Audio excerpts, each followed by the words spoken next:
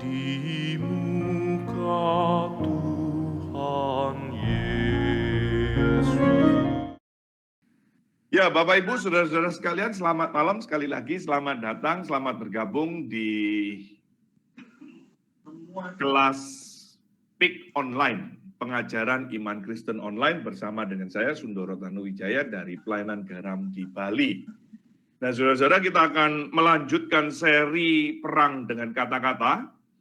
Ini adalah bagian, kalau nggak salah, ke-6 ya, ke-5 atau ke-6 ya. Dari seri Perang Kata-kata, yaitu mengenai hikmat perkataan.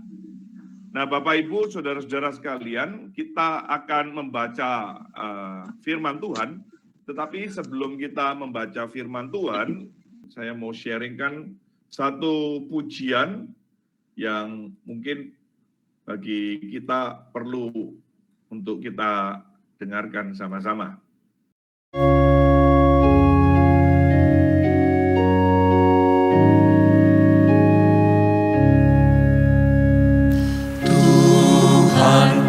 Pecahkanlah roti hayat,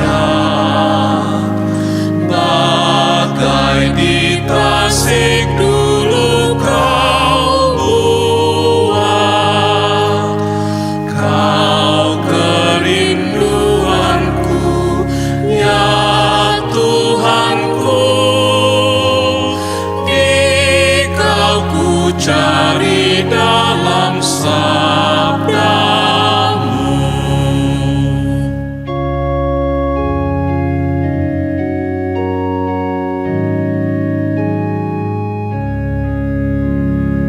Kau roti hidupku, firman kudus, ajarku makan roti itu terus. Kau keselamatanku dan hidupku, beri ku cintai kebenaran-Mu.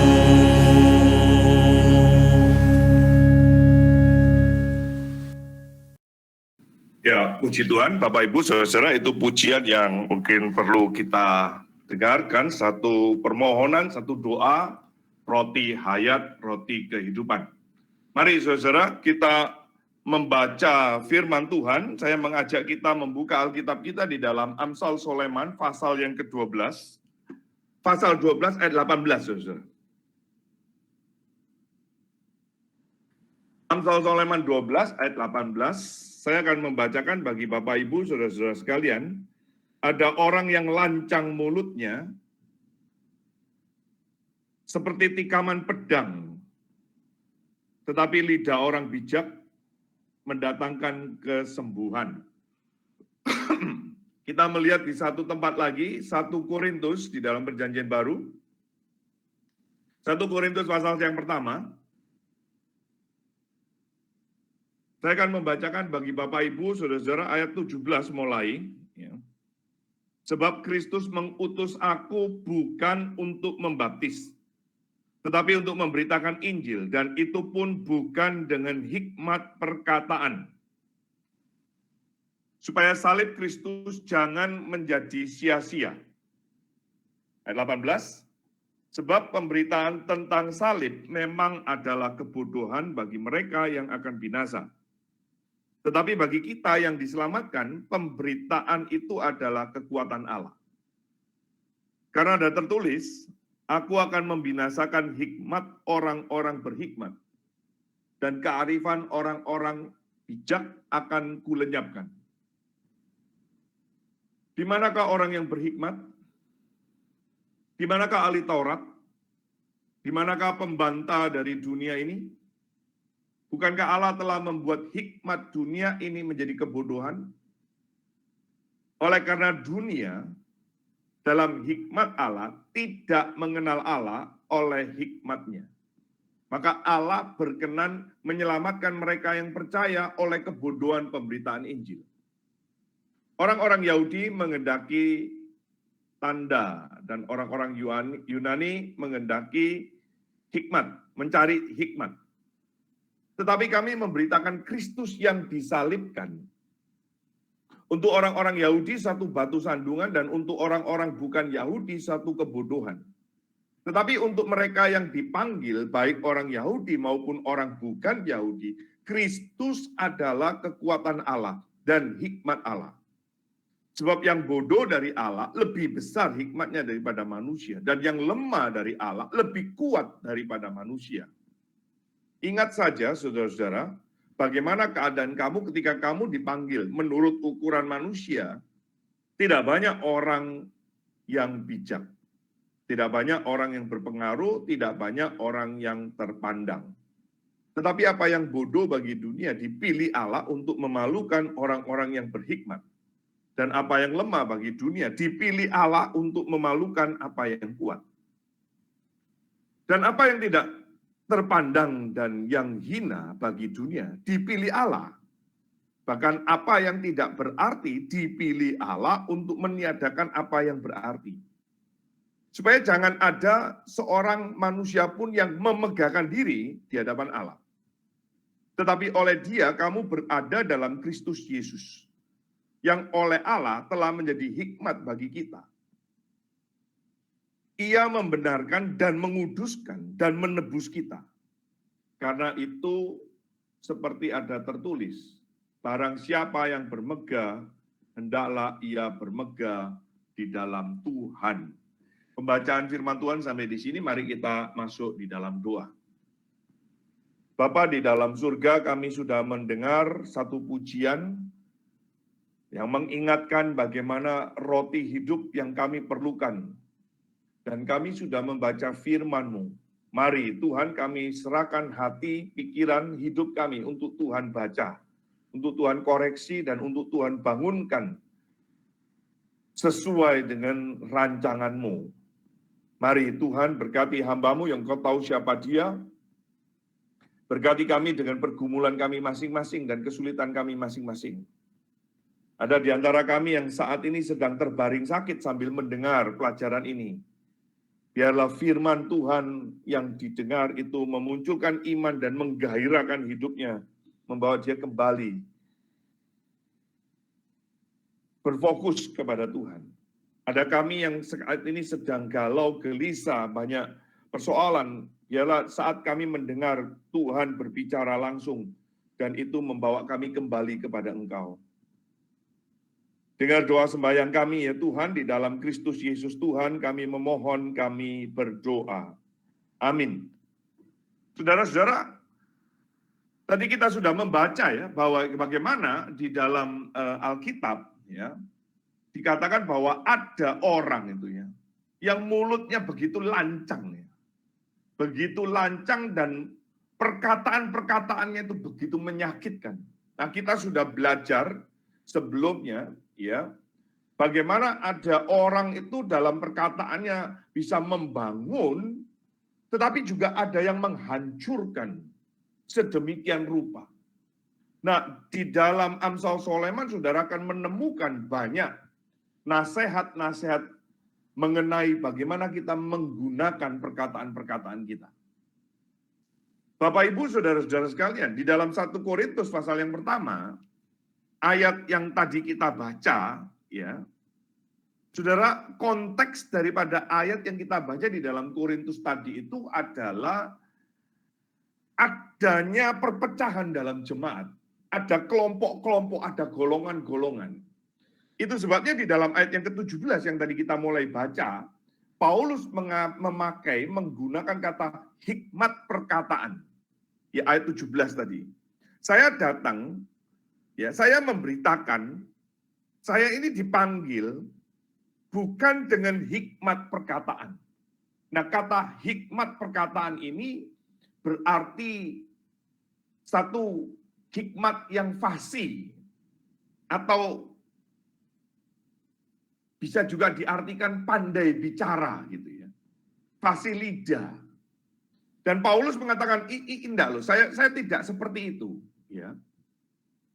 Dalam hal ini, Paulus ingin menyampaikan satu pesan yang penting bagi kita agar dalam penyampaian perkataan kita itu justru jangan sampai mengkosongkan, menghilangkan kuasa salib. Dia mengatakan gitu ya. Itu pun bukan dengan hikmat perkataan supaya salib Kristus jangan menjadi sia-sia. Jadi saudara-saudara, jangan lupa sekali lagi ya, latar belakang ayat ini, jemaat Korintus itu ada perselisihan. Dan mulai berkubu-kubu. Nah nanti saudara baca di dalam pasal 3, muncul ya ada golongan Apolos, ada golongan Paulus, ada golongan Kefas gitu ya. Nanti ada yang lebih rohani lagi, kami ini golongan Yesus Kristus gitu ya. Kami bukan golongan Paulus, golongan Apolos, kami bukan juga golongannya Kefas, tapi kami golongan Yesus Kristus, seolah-olah dia lebih rohani daripada yang lain, saudara. Enggak, bukan itu. Paulus mengatakan, bukan itu saya datang. Saya datang bukan dengan kefasihan lidah, bukan dengan hikmat perkataan itu. Dan dia datang untuk memberitakan Injil. Dia mengatakan, saya tidak mau tahu yang lain kecuali Kristus yang tersalibkan itu. Yesus Kristus yang tersalibkan. Nah Bapak Ibu saudara-saudara sekalian, Yakobus kita sudah belajar minggu lalu, juga mengajarkan kepada kita bagaimana kuasa dan pengaruhnya yang dahsyat dari sebuah perkataan, dari lidah itu. Dikatakan lidah itu adalah satu dunia kejahatan, ya, seperti api yang bisa membakar hutan dan itu menjadi satu kerugian yang besar. Dia bisa seperti kekang kuda, ya, kekang besi di mulut kuda yang bisa mengendalikan kuda yang begitu kuat, yang begitu tangguh, yang begitu gagah itu. Bisa dikendalikan hanya karena satu kekang yang kecil, dan itu diumpamakan sebagai lidah atau perkataan. Yakobus juga mengatakan bahwa ya kapal yang besar itu cuma dikendalikan oleh setir yang kecil itu. Jadi saudara-saudara, perkataan kita itu mempunyai kuasa. Perkataan kita itu punya pengaruh yang dahsyat. Maka Paulus kepada jemaat di Korintus ini mengajarkan agar kita memiliki hikmat dalam perkataan agar jangan sampai pemberitaan tentang salib itu menjadi sia-sia. Nah, kuasa salib sendiri, saudara-saudara, itu tetap ya. Kuasa salib itu sendiri tidak akan berubah dari perkataan kita, gitu ya. Artinya kalau perkataan kita itu kotor, jorok, lalu kuasa salib itu berkurang, tidak. Kuasa salibnya itu sendiri tidak berkurang. Tidak pernah menjadi sia-sia. Namun jika orang Kristen yang tidak hati-hati, maka pemberitaan kita tentang salib itulah yang menjadi sia-sia. Pemberitaannya menjadi percuma. Maka muncullah kalimat-kalimat yang, oh percuma kamu aktif di gereja. Oh percuma kamu melayani Tuhan. Oh percuma kamu ambil bagian dalam pelayanan. Nah itu saudara. Akhirnya ada satu tuduhan-tuduhan judgement, ya, penilaian-penilaian karena tidak sesuai perkataan kita. Nah ini yang saudara, ini yang artinya itu seperti itu. Jadi artinya pemberitaan tentang salib itu menjadi sia-sia, ya itu. Bukan kuasa salib tetap. Kuasa salib itu tetap mengampuni, kuasa salib itu tetap menghancurkan dosa dan maut. Kuasa salib itu memang itu di situ ada kemuliaan Allah, itu tetap tidak berubah. Tetapi pemberitaan tentang salib itu menjadi percuma jika perkataan kita tidak bisa dikendalikan. Nah, saudara-saudara, kita masuk di dalam bagian yang pertama ya. Bagaimana kita menilai hikmat perkataan seseorang, bagian yang pertama ya. Nah, ini tadi sebelum mulai ada pertanyaan gitu ya, bagaimana mengukur, ya itu saya tadi kok kepikir agak mirip sedikit ya, tetapi nanti coba kita lihat ya, kita olah, kita kunyah dulu, bagaimana kita menilai hikmat perkataan seseorang. Orang ini berhikmat atau tidak, orang ini sesuai tidak, orang ini ada di dalam koridor pimpinan Tuhan atau tidak. Saudara perhatikan ya di dalam 1 Korintus tadi, pasal yang pertama, ayat 29. Saudara perhatikan ya, supaya jangan ada seorang manusia pun yang memegahkan diri di hadapan Allah. Keselamatan melalui Injil sepenuhnya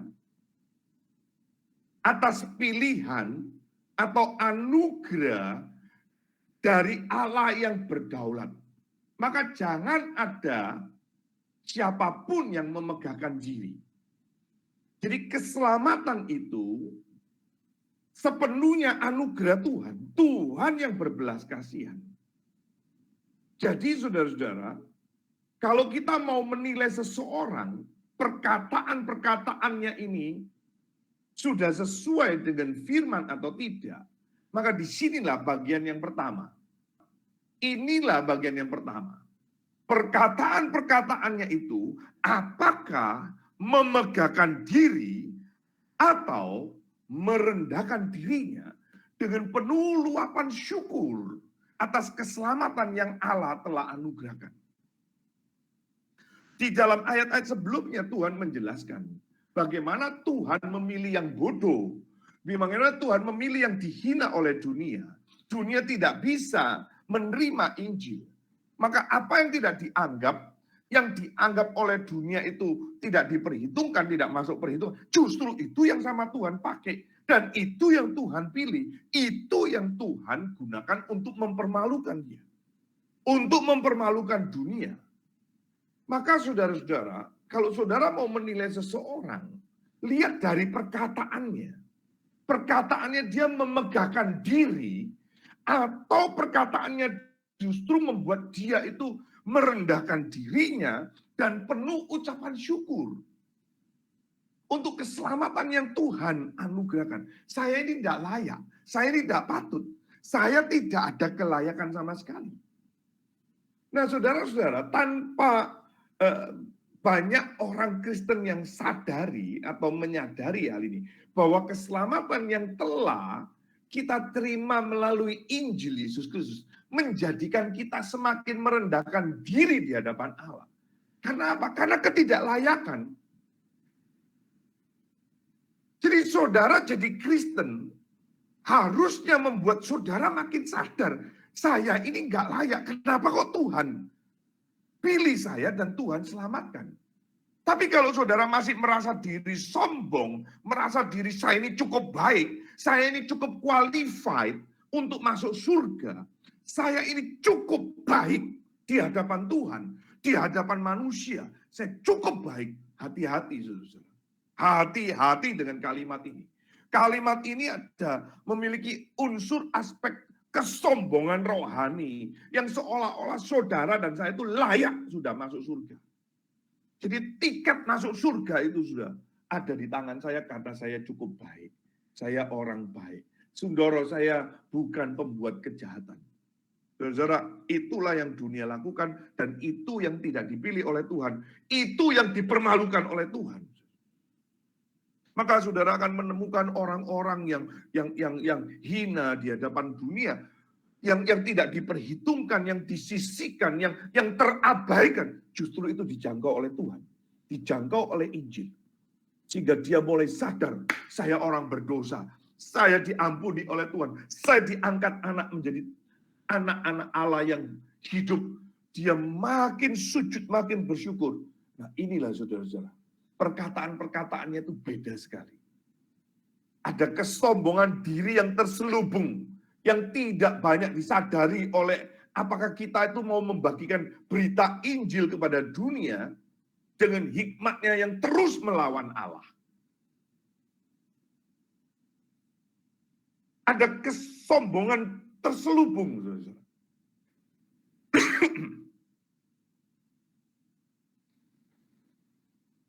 Saudara setelah menerima pemberitaan Injil, saudara setelah menjadi Kristen, saudara menikmati diri sendiri,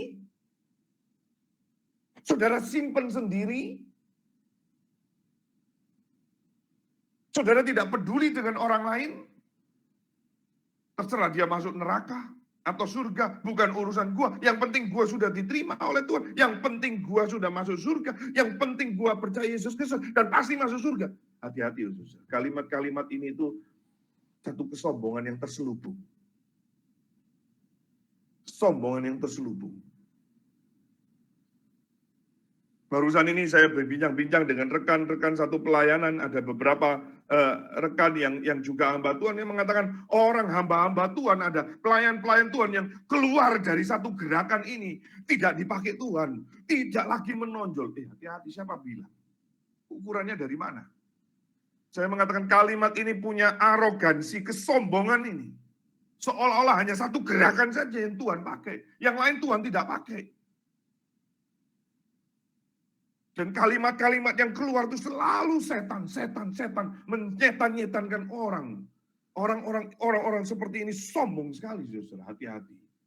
Ini ada kesombongan yang terselubung. Bapak, Ibu, saudara-saudara sekalian, hati-hati.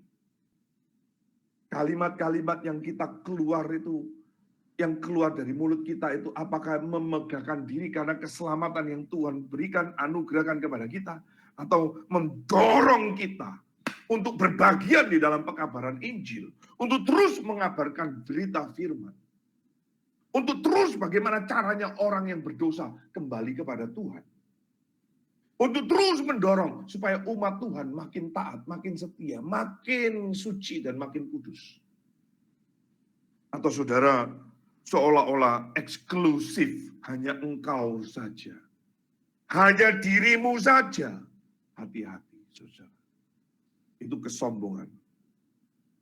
Itu tidak memegahkan salib. Nah, hal yang kedua, saudara, kalau saudara lihat di dalam ayat 30 dan 31, itu jelas sekali, saudara. Tetapi oleh Dia, kamu berada dalam Kristus Yesus. Oleh karena Kristus, oleh karena jasanya Kristus, bukan jasa baik kita. Oleh karyanya Kristus, kita diterima oleh Bapa. Dan yang oleh Allah telah menjadi hikmat bagi kita. Jadi hikmat perkataan itu bukan karena kita fasih lidah, karena kita pintar, karena kita baik, tetapi karena Kristus. Maka dikatakan, iya Kristus membenarkan, menguduskan, dan menebus kita. Kalau saudara lihat di dalam ayat 30 dan 31. Karena itu seperti ada tertulis, barang siapa yang bermegah, ayat 31, barang siapa yang mau bermegah, hendaklah ia bermegah di dalam Tuhan. Jadi saudara-saudara, ciri yang kedua adalah perkataannya mempermuliakan Kristus atau tidak. Mempermuliakan Kristus yang tersalib atau tidak. Karena kalau saudara cuma pertama saja, ada loh orang itu kalimat-kalimatnya rendah hati. Ada loh orang itu kalimat-kalimatnya rendah diri. Ada loh orang kalimat-kalimatnya sederhana, seolah-olah orangnya low profile, tetapi sebetulnya sombong. Ada orang kalimat-kalimatnya, perkataan-perkataannya itu sangat kayaknya low profile sekali. Tetapi dia tidak mempermuliakan Kristus yang tersalib. Maka mereka yang di dalam Kristus, saudara dan saya yang di dalam Kristus, yang mengalami kelahiran kembali, menjadi ciptaan baru, dan tidak ada penghukuman di dalam Kristus, maka lidahnya, perkataannya akan terus memuliakan Kristus. Di dalam Dia kita dibenarkan, tadi dikuduskan, ditebus. Saudara tadi sudah membaca kan ayat yang tadi kita sudah baca. Ia membenarkan, menguduskan, dan menebus kita. Jadi kalimat yang keluar itu dia akan memuliakan Kristus. Tidak mau yang lain kecuali itu memuliakan Kristus. Nah, inilah 2 poin bagaimana kita menilai seseorang itu memiliki hikmat perkataan dalam hidupnya. Nah, saudara waspadai ya, mungkin saja orang tersebut kelihatan rendah hati. Sekali lagi, mungkin saja kalimat-kalimatnya itu rendah hati. Tetapi tidak mempermuliakan Kristus yang tersalib. Mungkin saja orang ini tidak memegahkan dirinya. Tetapi dia tidak juga mempermuliakan Kristus yang tersalib. Itu bukan hikmat yang dari atas. Itu bukan hikmat yang dari atas. Ini bagian yang pertama, pertanyaan yang pertama. Pertanyaan yang kedua, saudara. Bagaimana kalau saudara-saudara ada orang itu ya, kalimat-kalimatnya itu begitu tajam. Kalimat-kalimatnya itu begitu pedas. Kalimat-kalimatnya itu begitu meyakinkan. Padahal ini hamba Tuhan loh, saudara. Ini sudah lahir baru loh. Ini pelayan Tuhan. Ini orang Kristen loh, saudara. Ya, saudara-saudara, bagaimana kalau dengan kita menemukan situasi yang seperti itu? Ya, oke. Realitanya memang ada, saudara. Pribadi-pribadi yang perkataan yang keluar dari mulutnya itu kadang-kadang tajam gitu ya. Kadang-kadang itu pendek tapi menyakitkan, pedas. Ya. Bahkan tidak sedikit menghancurkan. Lalu bagaimana kita menyikapinya? Bagaimana sebagai orang Kristen kalau kita menemukan orang-orang yang seperti ini? Apakah dia belum Kristen? Tidak tentu juga. Mungkin dia sudah Kristen. Bahkan ada hamba-hamba Tuhan yang seperti ini juga. Saya menemukan dan saya menghadapi sendiri hamba Tuhan ini. Saudara, ini sudah pendeta senior, tapi kalimat-kalimatnya itu bodoh, setan, goblok gitu. Gak enak didengar, saudara. Tetapi saya percaya, saudara, dia tetap orang yang dipakai Tuhan. Saya percaya itu. Nah, kita perlu melihat teladan apa yang dituliskan dalam Alkitab. Karena segala sesuatu itu terjadi oleh nafasnya Allah, segala sesuatu terjadi karena perkataannya Allah. Dan kita sudah belajar bahwa perkataan itu miliknya Allah. Dan manusia hidup bukan hanya karena roti saja, tetapi dari setiap perkataan-perkataan yang keluar dari mulut Allah sendiri. Maka bagaimana kita menilai, bagaimana kita bersikap, ya kembali kepada firman. Kembali kepada firman. Loh, saudara kok kayaknya absurd sekali ya, firman sekali, sangat teologis sekali. Memang, tidak ada padoman, tidak ada dasar kita yang lain kecuali firman. Kalau saudara mau lari dari firman, ya saudara akan mengalami kekecewaan dan saudara akan mengalami kesesatan yang luar biasa. Mari kita lihat di dalam Mazmur pasal 33. Mazmur pasal 33, ayat yang ke-6. Oleh firman Tuhan, langit telah dijadikan. Oleh nafas dari mulutnya, segala tentaranya. Ayat 7, ia mengumpulkan air laut seperti dalam bendungan. Ia menaruh samudera raya ke dalam wadah. Biarlah segenap bumi takut kepada Tuhan. Biarlah semua penduduk dunia gentar terhadap dia. Sebab dia berfirman, perhatikan ayat 9. Sebab dia berfirman, maka semuanya jadi. Dia memberi perintah, maka semuanya ada. Maka saudara-saudara, kita kembali kepada firman ya. Kalau saudara belajar di dalam Alkitab, saudara mempelajari, mentelaah, meneliti firman Tuhan.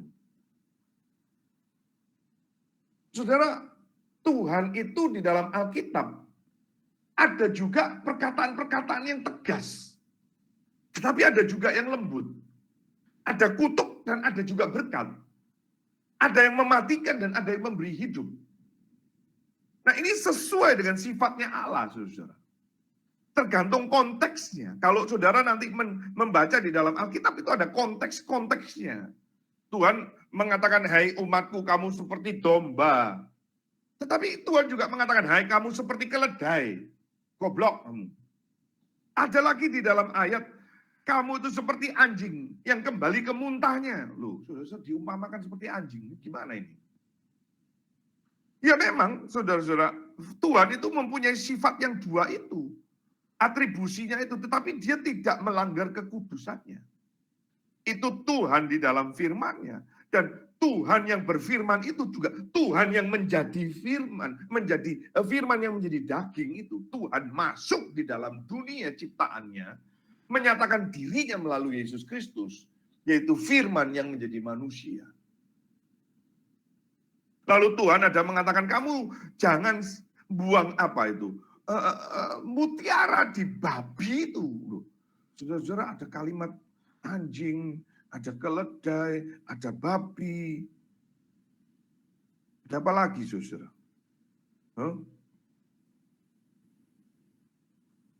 Kalimat-kalimat yang ini kan nggak patut ya, saudara ya. Bukan nggak patut, ini memang mewakili sifatnya Allah, saudara. Jadi Alkitab pun juga menggunakan kalimat-kalimat yang tajam. Alkitab juga menggunakan kalimat-kalimat yang pedas. Kalimat yang menyakitkan kadang-kadang. Saudara dengar firman kadang-kadang saudara tersinggung. Saya beberapa kali saudara berkhotbah, ada orang-orang yang tersinggung dengar khotbah saya. Saudara-saudara, ada satu orang yang tersinggung, hari malam ini dia tidak hadir ya. Dia tersinggung dengan kalimat saya. Dia jengkel sekali. Akhirnya dia tidak mau dengar khotbah-khotbah saya. Sampai satu kali dia dengar sekali lagi, saudara. Dia merasa sangat dikuatkan, diberkati. Dan dia sekarang menjadi teman baik saya. Menjadi teman baik saya. Dia kalau turun ke Nusa Dua, dia pasti mampir ke rumah saya. Dan dia sangat bersyukur untuk pengajaran-pengajaran yang pernah saya bagikan. Ada satu guru lagi, saudara. Saya berkhotbah, dia marah sekali. Dia mengatakan, ini pendeta apa ini? Ya. Waktu itu ada teman saya, lalu disampaikan, Pak, dia tersinggung dengan kalimat Bapak. Saya, kalimat yang mana? Saya bilang, loh, itu kalimat firman kok. Itu saya mengambil dari firman Tuhan, bukan dari saya. Itu saya kutip dari firman. Ya kalau dia tersinggung, ya sudah, urusannya dia. Saudara, satu titik ya, dia karena diharuskan lagi, terus dia dengar khotbah saya dengan hati yang panas dan sebel, jengkel. Tetapi waktu dia dengarkan lagi, dia merasa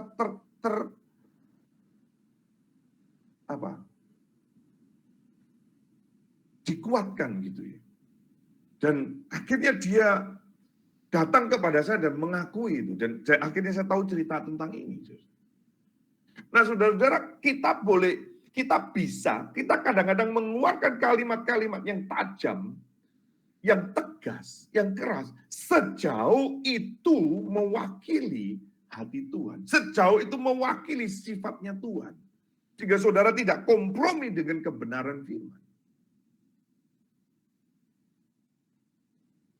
Loh, saudara kok begitu? Ya, saudara lihatlah di dalam inkarnasi. Firman itu telah menjadi manusia dan diam di antara kita.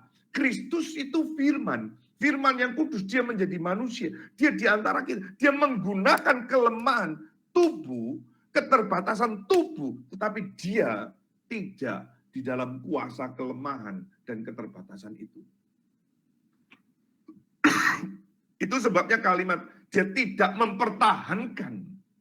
Tetapi dia mengosongkan dirinya. Kristus yang sudah melihat kemuliaannya Tuhan. Kemuliaan Bapa. Dan dia penuh belas kasihan. Dia penuh dan dia adalah kebenaran itu sendiri. Dan itulah yang dinyatakan oleh Kristus. Maka saudara dan saya, ya ini, ya, saudara, bagaimana kalau dengan kalimat-kalimat ini yang tajam, yang pedas gitu ya. Sejauh itu mewakili hati Tuhan. Itu akan tetap dipakai oleh Tuhan. Tetapi kalau itu hanya emosi luapan diri kita, kedagingan kita, saudara, ya itu akan menjadi permusuhan dan itu akan menghancurkan orang itu dan tidak akan kembali lagi, saudara. Alkitab adalah firman Tuhan dan melaluinya Allah berbicara dengan perkataan yang tegas, lembut, ya, ada kutuk, ada berkat, ada yang mematikan, ada yang menghidupkan, ya. Ini sesuai dengan sifat Allah. Maka mari kita belajar seperti Kristus. Seperti Kristus yang penuh kasih karunia dan tanpa kompromi dengan kebenaran, ya, tetap mau datang.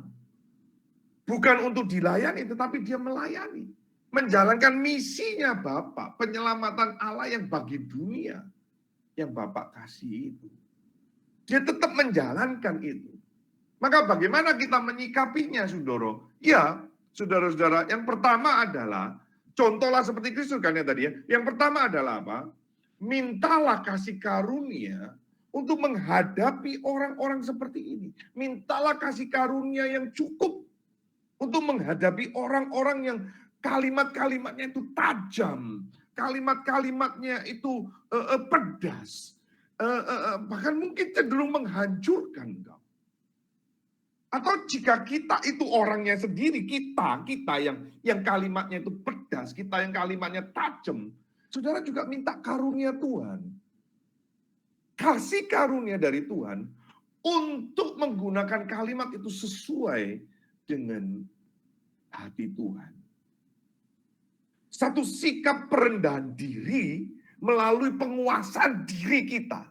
Untuk jangan sampai kalimat yang tajam, yang tegas, yang mungkin menyakitkan itu, jangan sampai melukai orang itu dan akhirnya menjadi batu sandungan dan orang itu menjauh dari Tuhan. Tapi mintalah anugerah itu agar kalimat-kalimat saudara itu dipakai oleh Tuhan menjadi satu alat kebenaran, sebagai sarana kebenaran. Nah, mintalah anugerah ini. Yang kedua, saudara, bagaimana kita menyikapi itu? Ya, saudara dan saya harus belajar firman. Ini sekali lagi ya, tadi saya sudah sampaikan di bagian yang ada awal sebelum mulai ada tanya jawab. Tadi saya juga mengatakan, inilah kelemahan orang Kristen. Dan inilah, minta maaf dengan segala hormat saya, kelemahan hamba-hamba Tuhan tidak mengajar umat Tuhan, tidak mengajar orang Kristen. Taunya cuma khotbah minggu toh. Tidak ada lagi sesi-sesi pengajaran. Tidak lagi ada sesi-sesi pendidikan, pemahaman, pendalaman kitab suci. Sehingga orang Kristen akhirnya kerdil, taunya itu toh. Ya. Maka milikilah, saudara sebagai umat Tuhan, orang Kristen, milikilah dasar pemahaman kebenaran firman Tuhan itu sendiri. Saudara harus mengerti, saudara harus pahami, saudara harus baca. Saudara dan saya harus kuasai. Inilah yang dilakukan oleh Bapak Reformasi kita. Salah satu misinya, yaitu kitab suci bisa dibaca oleh semua orang. Firman itu untuk semua orang, bukan hanya untuk rohaniawan saja. Sehingga kalau ada hamba Tuhan yang menyampaikan berita yang menyeleweng, Roh Tuhan itu akan memberikan kepekaan kepada engkau dan saya. Bahwa ini tidak sesuai dengan yang dicatat oleh firman. Ingat loh saudara, firmanmu itu kebenaran. Yohanes 17 ayat 17. Firmanmu adalah kebenaran. Dan itulah yang menguduskan. Itulah yang membenarkan diri saudara dan saya. Hanya dengan tinggal dalam firman-Nya, yang adalah kebenaran, kita mampu menjinakkan kuasa lidah. Ini materi minggu lalu yang saya sudah bahas. Hanya dengan firman saudara dan saya menjinakkan lidah ini. Kalau saudara tidak menguasai firman, saudara sebagai hamba Tuhan tidak mengajarkan firman, ya saudara-saudara, bagaimana engkau bisa menguasai lidahmu? Nah saudara, sekarang banyak hamba-hamba Tuhan yang ada di IG, ada di Reels, ada di TikTok, itu motivator itu. Tidak ada firman. Tidak ada firman. Tidak semua tentu, ada yang baik. Tetapi kontennya, firmannya itu tidak ada, itu cerita biasa. Sebetulnya orang yang bukan Kristen pun bisa bercerita seperti itu.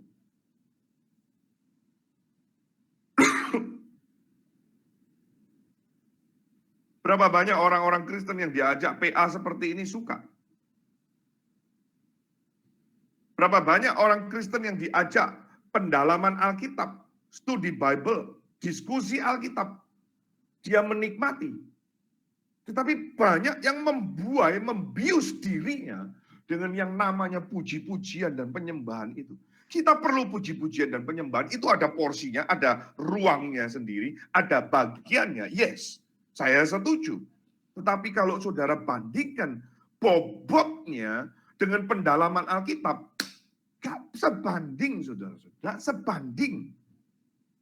Saya bertemu dengan banyak orang Kristen yang puluhan tahun pun kadang-kadang cerita di Alkitab dia tidak tahu. Ada orang Kristen yang sudah puluhan tahun jadi Kristen, buka Alkitab pun dia tidak mampu. Bahkan mungkin jangan-jangan tidak punya Alkitab.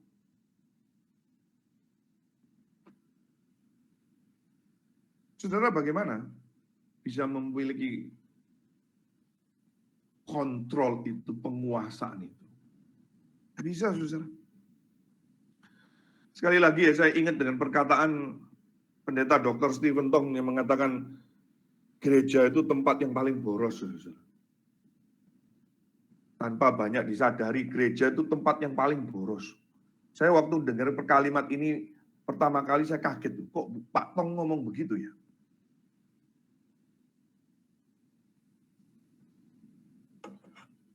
Lalu dia jelaskan, saudara, gereja itu tempatnya besar, gede, tapi dipakai untuk seminggu sekali aja. Hari-harinya kosong.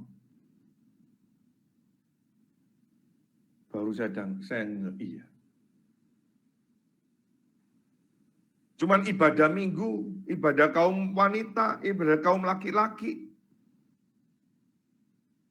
Minggu ada sekolah minggu, terus ada remaja muda, selesai. Saudara. Pendetanya juga tidak mau sibuk dengan PA, tidak mau gali firman, khotbahnya ya itu aja, tiap minggu ya itu lagi. Bulan lalu sudah khotbah lagi, kalau digali dengan lebih dalam, yes fine, no problem. Tapi khotbahnya itu lagi, sama saja. Saudara, kemarin itu di kampus kami ada wisuda, saudara, ini ada di sini mahasiswa saya, ada pengkhotbahnya, sayang sekali. Tema kitab sucinya begitu bagus. Tetapi waktu dibahas, aduh saya kecewa sekali, saudara. Dan ini pendeta yang senior. Saudara. Pendeta yang senior. Sayang, saudara. Dia ngomong ngalor ngidul, nggak jelas, nggak terstruktur, nggak sistematik, nggak jelas, keluar dari konteksnya. Nah, bagaimana jemaat Tuhan bisa tumbuh? Bagaimana jemaat Tuhan bisa menguasai lidahnya? Bagaimana saudara dan saya bisa menjinakkan lidah ini kalau tidak dari firman? Bagaimana saudara bisa menilai kalau bukan dengan firman? Penilaian saya bisa salah, penilaian saudara bisa salah, tapi penilaian firman tidak mungkin salah kan? Nah, saudara jangan tanya kepada saya, loh, saudara dari mana kita tahu kalau firman Tuhan ini yang benar? Nah, itu dasar yang saudara dan saya awal harus pegang bahwa ini adalah firman Tuhan. Kenapa? Itu ada dasar-dasarnya. Nanti mungkin semester depan saya akan mengulangi kelas ini, saudara, yang sudah kurang lebih ya berapa? 10 tahun yang lalu yang pernah saya sampaikan di Denpasar.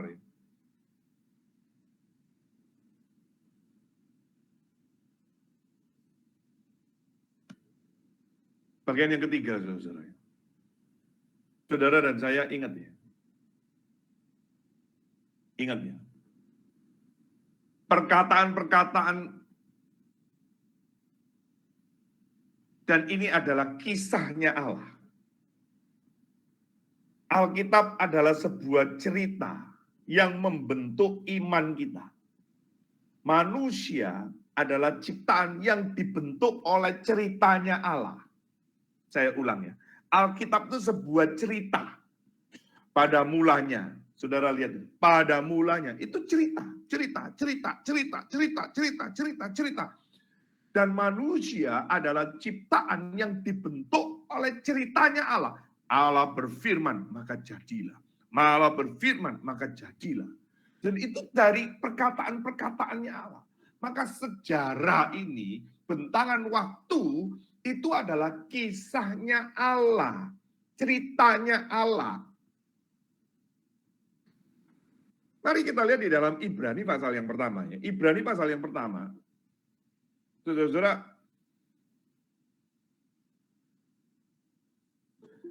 Ibrani pasal yang pertama, perhatikan saudara.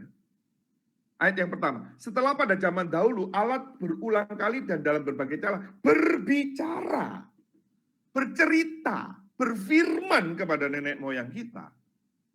Sejak zaman dulu, dari awal itu. Dengan perantaraan nabi-nabi. Ayat 2, maka pada zaman akhir ini, ia telah berfirman, ia telah berbicara kepada kita dengan perantaraan anaknya. Jadi sekarang Tuhan masih berbicara, yes. Sekarang Tuhan masih berfirman, yes. Tetapi lewat anaknya. Kenapa lewat anaknya? Kenapa lewat Yesus Kristus? Ia yang telah ia tetapkan sebagai yang berhak menerima segala yang ada. Oleh dia Allah telah menjadikan alam semesta. Jadi alam semesta ini dijadikan oleh Kristus. Perkataannya Allah. Nah, perhatikan sekali lagi, ini ayat yang ketiga. Ia adalah cahaya kemuliaan Allah dan gambar wujud Allah. Perhatikan ayat ini. Dan menopang segala yang ada dengan firman-Nya yang penuh kekuasaan. Jadi dunia ini ada ditopang karena firman Tuhan. Oleh perkataannya Allah. Sejarah ini ada karena perkataannya Allah. Ini kisahnya Allah. Ini ceritanya Allah. History. It's not your story. It's not my story. But His story. Keberadaan segala sesuatu terjadi karena perkataannya Allah. Dan Allah lah yang sebagai pada mulanya itu, Kejadian 1 ayat 1. Allah lah yang menuturkan kisah-kisah orang-orang, tokoh-tokoh pilihannya melalui pernyataan-pernyataannya. Waktu itu lewat nabi-nabi, lewat Yesus Kristus, lewat Rasul. Dan manusia hidup pun dikatakan bukan hanya karena roti saja, tetapi dari firman yang keluar dari mulut Allah. Jadi semua itu ditopang oleh Allah, hidup karena firman Allah. Maka segala sesuatu ini adalah kisahnya Allah, bro. Keseluruhannya adalah gagasannya Allah. Allah lah yang menciptakan cerita dalam bentuk cerita, di mana kita ada di dalamnya. Dan ini tentang Allah.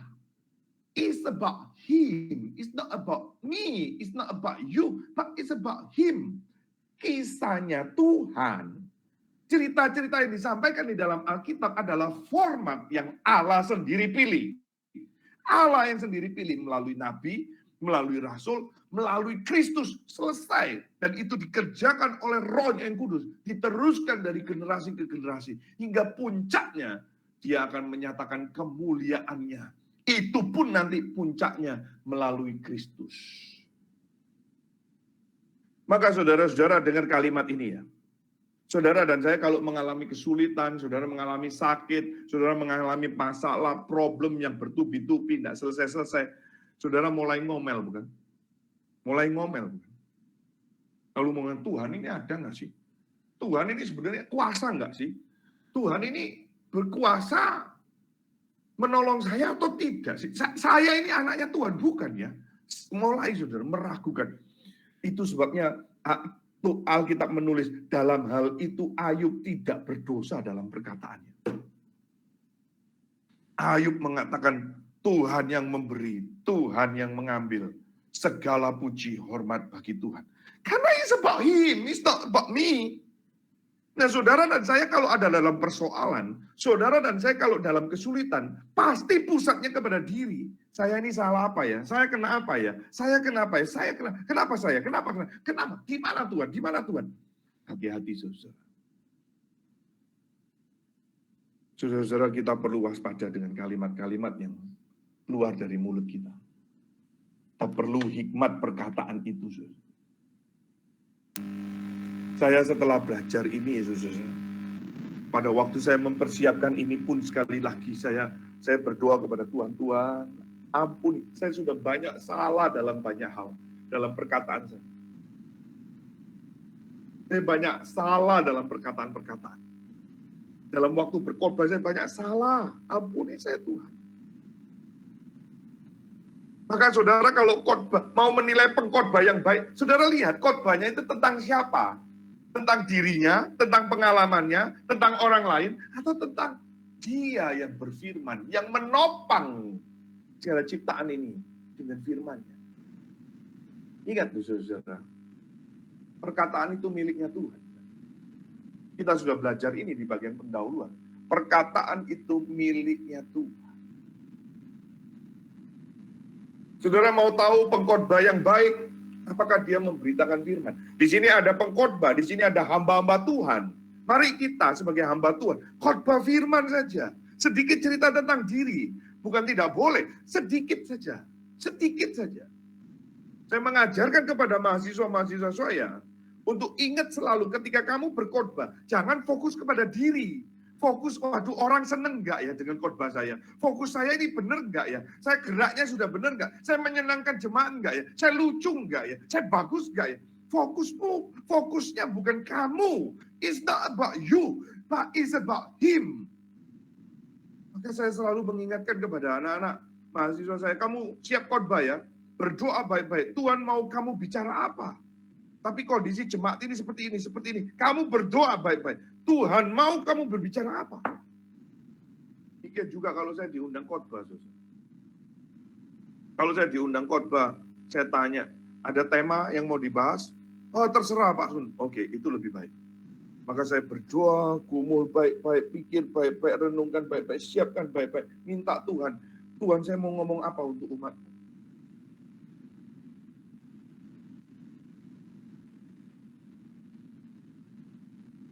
Saudara, saya ajak kita membuka di dalam perjanjian lama ya. Yoel. Di perjanjian lama. Jangan-jangan saudara nggak tahu lagi di kitab mana Yoel itu ya. Saudara kalau nggak nemuin Yoel, saudara buka di depannya Kejadian ya. Saudara akan nemuin itu Yoel. Di depan Kejadian saudara akan lihat itu ada indeks, lalu saudara cari itu Yoel. Lalu saudara akan temukan kitab Yoel di mana. Saudara perhatikan Yoel pasal 1 ya, ayat 1 ya. Saya akan bacakan ya. Firman Tuhan yang datang kepada Yoel bin Petuel. Ini loh saudara-saudara, menariknya Alkitab itu selalu diawali dengan inilah perkataan Tuhan. Firman Tuhan, dengar inilah perkataan yang dituliskan oleh si ini dari Tuhan. Itu selalu begitu saudara. Ini firman Tuhan. Firman Tuhan yang datang kepada Yoel bin Petuel. Dengarlah, hai para tua-tua, pasanglah telinga, hai seluruh penduduk negeri. Pernahkah terjadi seperti ini pada dalam zamanmu, atau dalam zaman nenek moyangmu? Ceritakanlah tentang itu kepada anak-anakmu, dan biarlah anak-anakmu menceritakannya kepada anak-anak mereka, dan anak-anak mereka kepada angkatan yang kemudian. Tuhan mau kita menceritakan. Apa yang diceritakan? Karya Tuhan kepada orang Israel. Saya kadang-kadang bercerita tentang diri kepada anak saya. Tetapi saya lebih banyak, saya maksimalkan cerita tentang firman. Kalau saudara lihat, mari kita lihat sekarang di dalam Mazmur 19. Mazmur 19. Ini menarik, saudara. Mazmur 19. Perhatikan ayat yang kedua. Mazmur 19 ayat yang kedua. Langit menceritakan kemuliaan Allah, dan cakrawala memberitakan pekerjaan tangannya. Langit aja menceritakan kemuliaan Allah. Alam semesta itu tidak saja tunduk. Alam semesta tidak hanya patuh dengan firman Tuhan, dengan Tuhan, tetapi juga menceritakan kemuliaannya Allah. Sehingga waktu saudara melihat alam, saudara melihat indahnya, saudara melihat kemuliaan alam itu, saudara melihat, Tuhan ini luar biasa. Saudara, hari Minggu kemarin saya bersama dengan istri saya lihat satu tanaman saya lihat itu cantik sekali, daunnya itu seperti digambar gitu. Daunnya itu begitu bagus sekali, daunnya lebar seperti digambar.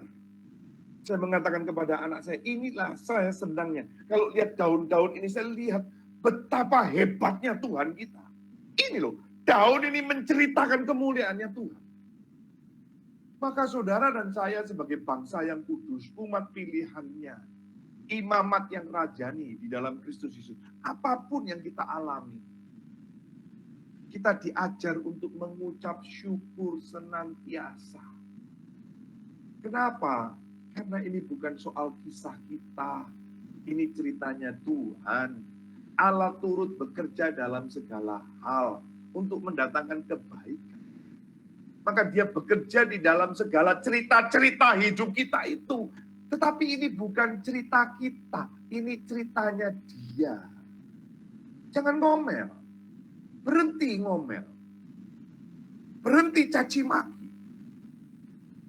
Apapun yang kita alami. Karena Tuhan bekerja dalam segala hal untuk mendatangkan kebaikan bagi kita, miliknya sesuai dengan rencananya yang kekal. Karena memang bukan soal kisah kita, ini ceritanya Dia, ceritanya Allah. Apapun yang keluar dari mulut kita, jangan memegahkan diri, tapi mempermuliakan Kristus Yesus. Karena ini bukan soal kita, bukan soal kamu, bukan soal aku, tapi ceritanya Dia. Sebaliknya, kalau engkau dihina, kalau engkau ditolak, Alkitab mengajarkan jangan balas caci maki dengan caci maki. Alkitab mengajarkan itu. Kenapa? Karena ini bukan soal kamu. Kamu dicaci ya enggak apa-apa loh. Kamu dan aku memang hina. Bukankah kamu yang hina ini dipilih oleh Tuhan untuk mempermalukan dunia yang mulia tadi? Pasal 1 Korintus tadi yang kita sudah baca. Itu sebabnya kita tidak dibolehkan mengkutuki, kita tidak boleh mencaci maki, balas caci maki dengan caci maki. Kalau saudara ditolak, saudara mintalah berkat katanya. Ini Alkitab, saudara. Apalagi kalau saudara memberitakan Injil, saudara ditolak. Ini bukan tentang kamu, ini tentang Tuhan. Dia menolak Tuhan. Saudara memberitakan Injil, lalu mereka menutup diri, mereka mencaci maki, mereka menganiaya saudara. It's okay. Yang mereka tolak itu adalah Tuhan. Saudara masih ingat nggak di dalam satu tempat, Matius pasal 25, masih ingat nggak ya? Di dalam Injil Matius pasal 25, Tuhan Yesus juga berkata, mari kita lihat Matius pasal 25 ya, ayat 45. Tuhan Yesus mengatakan, kamu ya, waktu aku di penjara kamu datengin aku, waktu aku miskin kamu kasih makan, waktu aku telanjang kamu kasih baju. Orang-orang bilang, kapan Tuhan, kapan? Tuhan kamu halu kali ya, kamu halu. Enggak. Lalu Tuhan mengatakan apa? Ayat 45, saudara perhatikan. Maka ia akan menjawab mereka, aku berkata kepadamu, sesungguhnya segala sesuatu yang tidak kamu lakukan untuk salah seorang dari yang paling hina ini, kamu tidak melakukan juga untuk aku.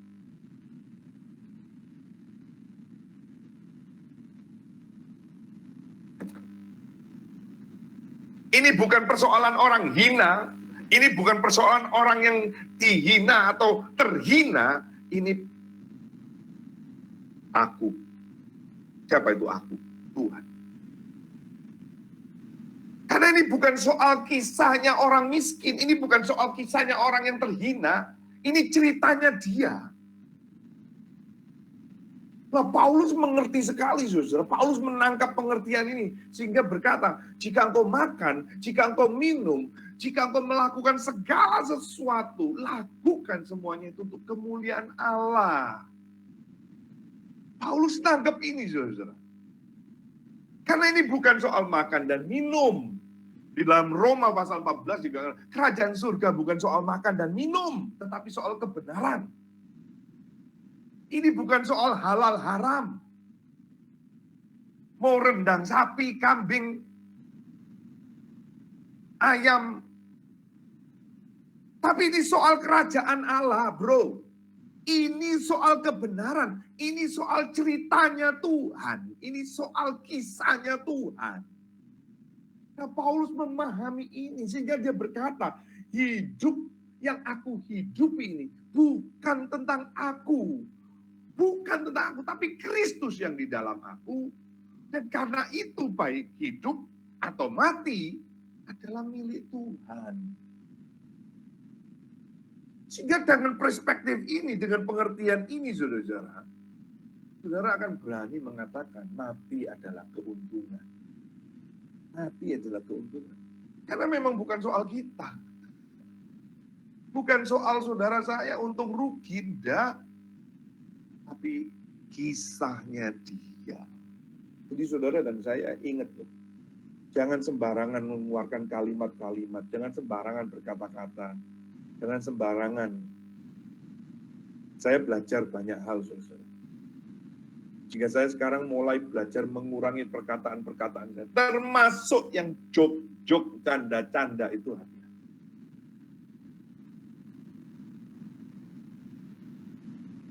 Izinkan saya menutup di dalam Mazmur, saudara. Saya bacakan saudara di dalam Mazmur 100 yang kedua.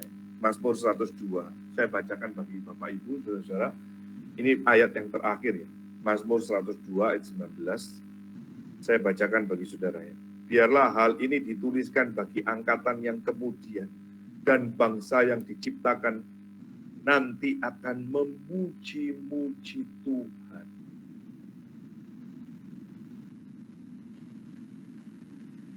Dalam kesulitanmu engkau bisa memuji Tuhan. Dalam penderitaanmu apa yang keluar dari mulutmu? Dalam keberkatan apa yang keluar dari mulut? Dari kesehatan yang Tuhan anugerahkan, apa yang keluar dari perkataan-perkataan? Kalaupun kalimat-kalimatmu tegas, tajam, menyakitkan, apakah itu sesuai dengan kisahnya dia, ceritanya Tuhan, atau hanya emosi luapanmu sendiri? Kiranya kita mulai belajar hari ini. Setiap perkataan yang keluar dari mulut kita selalu berhati-hati. Penuh tanggung jawab. Sekali lagi supaya salib Kristus jangan menjadi sia-sia. Khususnya saya, khususnya para hamba Tuhan yang ikut pada malam hari ini, saudara jangan sampai khotbah-khotbah kita, ya saudara, ya kamu cuma pinter di atas mimbar saja. Ya. Saya tegur beberapa hamba-hamba Tuhan, rekan-rekan sekerja saya mengatakan, memang kita ini kalau di atas mimbar lihai, pinter sekali. Di bawah mimbar banyak omong kosong. Itu sebabnya kadang-kadang orang Kristen banyak tersandung juga karena hamba-hamba Tuhan, karena kita. Kiranya kita tidak mau tahu soal kisah atau cerita yang lain, kecuali cerita tentang Yesus yang tersalibkan. Dengan demikian membawa manusia yang berdosa kembali kepada kisahnya Allah. Mari kita berdoa. Tuhan, kami banyak kesalahan, kami banyak dosa dalam perkataan-perkataan kami. Kami banyak melakukan hal-hal yang mendukakan hati-Mu melalui perkataan-perkataan kami. Dari mulut yang sama kami memuji Tuhan. Bahkan kami sering memuji-muji Engkau, tetapi hati kami jauh daripada. Dari mulut yang sama ini kami mengeluarkan kutuk, caci maki, rayuan-rayuan, tipuan-tipuan, pembalikan fakta, fitnah. Ampuni kami ya Tuhan. Ajar kami seperti Kristus dan serupa dengan putra-Mu yang tunggal dalam perkataannya, perbuatannya. Janganlah kami sampai terhina, tetapi kami boleh menjadi teladan dalam perkataan, sikap hidup kami yang kudus, hingga orang tidak melihat keberdosaan kami, tetapi melihat Kristus yang ada di dalam kami. Dan mereka memuliakan Bapa di surga. Tolonglah kami Tuhan, berikan kami anugerah. Dalam Kristus Yesus Tuhan kami memohon. Amin. Ya Bapak Ibu Saudara-saudara, saya akan memberikan pengumuman minggu depan, saudara-saudara. Kita akan melanjutkan seri perang kata-kata ini dengan menyanyi, saudara-saudara. Menyanyi, ini perkataan yang ajaib. Nah, ini penting sekali ya, ini teologi menyanyi. Saya tidak pintar menyanyi, saya bisa saja menyanyi, tapi tidak jago. Tapi kita tidak bahas soal menyanyi, nada, melodi, tidak. Tetapi teologinya, ya, saudara. Ini penting sekali. Dan yang menyanyi adalah perkataan yang ajaib. Nah, minggu depan, saudara. Dan kemungkinan besar saya sampaikan ini dari Pontianak. Karena tanggal 27 pagi, saudara saya akan berangkat ke Pontianak, 27 siang, maaf. 27 siang saya akan berangkat ke Pontianak, dan malam saya masih bisa memimpin kelas PIK dari sana, ya, dari Pontianak. Lalu tanggal 28 malam, saudara ingat di dalam doa tadi saya sudah bagikan di WA, ya, bahwa saya akan melayani di Kalimantan, dan saudara dan saya ingatlah kami di dalam doa untuk itu. Saya akan berangkat dengan saudara pendeta Samuel Udau, ya, dia akan berangkat tanggal 26 dari Salatiga. Ya, terus kita akan ketemu di sana di Pontianak, lalu kita akan melayani sekitar sana sampai tanggal 15 Juli di Kalteng. Nah, baru tadi malam saya diinformasikan bahwa nanti kita akan ke Kalsel, dari Kalsel situ saya lalu balik ke Bali, saudara. Jadi tanggal 18 ya, saya akan balik di Bali, lalu tanggal 20 saya lanjut ke Papua, saudara, tanggal 20. Nah ini, ini tanggal 22 ya, jadi tanggal 22 di Wamena. Lalu saya akan atur saudara-saudara untuk kunjungi di Jayapura dan Timika. Di Timika ada Kathy nggak ya di sini? Kathy sudah masih ada tergabung nggak ya? Ada Kathy, terus ada Christian Edo, ya. Dan kita akan coba menjangkau pemuda-pemudi di sana di Timika. Saudara berdoa untuk hal ini, kiranya Tuhan pimpin dan Tuhan boleh pakai. Ya, dari Bali ke Kalimantan, saya sebetulnya mau mengajak seorang mahasiswa, tetapi karena mereka ada semester pendek, jadi saya tidak bisa ajak. Dan saya akan baru bisa ajak waktu dia ke Papua. Nah, saudara berdoa untuk hal ini. Kita sudah pesan 120 Alkitab, saudara, untuk di Kalimantan. Ya, kita akan bagi di Barat Tengah, itu kita akan bagi. Tapi yang untuk Papua masih sedikit, saudara, ya, masih sekitar 40-an kalau nggak salah ya. Saya belum dapat update yang terbaru, tapi kemungkinan antara segitu itulah. Nah, saudara, kalau ada Tuhan gerakkan dan saudara mau ambil bagian, saudara bisa hubungi saya. Saudara berdoa juga untuk rencana beasiswa tahun ajaran yang baru, dan saudara kalau mau berbagian untuk pelayanan bagi hamba Tuhan, saudara juga bisa hubungi saya. Nah, kita bersyukur untuk satu hamba Tuhan, ya, kredit motornya sudah lunas, ya, pelayanan selama di tempatnya, satu motor sudah lunas, kita juga support tiap bulannya. Minggu ini dia baru kasih kabar. Kami bersyukur satu beban pelayanan yang sudah selesai, tetapi kita akan lanjut untuk pelayanan-pelayanan yang lain. Jadi, saudara kalau mau tergerak ambil bagian, saudara bisa hubungi saya. Kita masih belum kerjakan maksimal untuk portable speaker ini. Kalau saudara mau, ya saudara juga bisa lakukan. Lalu saudara-saudara jangan lupa terus ikuti siaran-siaran kami yang lain di podcast, ya. Dan sekali lagi kalau saudara diberkati melalui pelayanan ini, saudara, saya dorong untuk mengundang saudara kita yang lain untuk boleh sama-sama belajar mengenai kitab suci, sehingga kita boleh diperlengkapi, dibekali, dan kita berkokoh, ya, kita diperkokoh. Lalu saudara-saudara, kalau tergerak untuk memberikan persembahan, saudara bisa menyampaikan persembahan saudara sebagai ucapan syukur atas uraian pembelajaran firman Tuhan pada malam hari ini ke gereja di mana saudara Tuhan tempatkan, ya, gereja saudara masing-masing. Atau kalau saudara mau sampaikan kepada kami, saudara boleh hubungin nomor saya dan nomor bagian keuangan kami untuk boleh kami pakai melanjutkan melalui pelayanan garam. Baik Bapak Ibu, saudara-saudara sekalian, terima kasih sudah hadir, sudah bergabung bersama dengan kami. Mari kita tutup di dalam doa. Saya minta dengan kasih hambanya, Bapak Penginjil Yesaya Penlobang untuk boleh memimpin kita dalam doa menutup kelas kita pada malam ini. Ya, kita berdoa.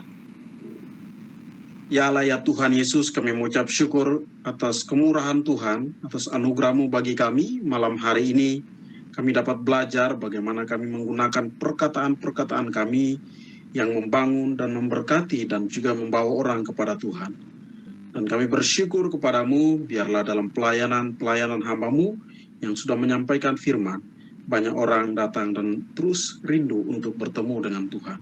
Dan kami berdoa kiranya Tuhan Engkau memberkati kami semua malam hari ini yang sudah mendengarkan firman Tuhan. Kiranya kami sama-sama dapat melakukan dalam kehidupan kami sebagai umat Tuhan, sebagai pelayan Tuhan, sebagai orang yang mengenal Tuhan. Dan kami berdoa kiranya Tuhan Engkau memberkati pelayanan Garam Bali yang akan melakukan pelayanan ke Kalimantan Barat, Kalimantan Tengah, dan juga akan ke Papua. Kiranya Tuhan memberkati anak-anak Tuhan yang sudah mempersiapkan diri. Kiranya Tuhan pakai untuk membawa berkat yang datang daripada Tuhan. Terima kasih Tuhan, kau mengucap syukur malam hari ini atas kebenaran-kebenaran firman. Kiranya terus menggali, mengingatkan kepada kami untuk semakin dekat kepadamu Tuhan. Terima kasih Tuhan Yesus, kau mengucap syukur padamu. Haleluya. Amin. Amin. Terima kasih kepada hambanya untuk menutup. Selamat malam Bapak Ibu, saudara-saudara sekalian, sampai minggu depan.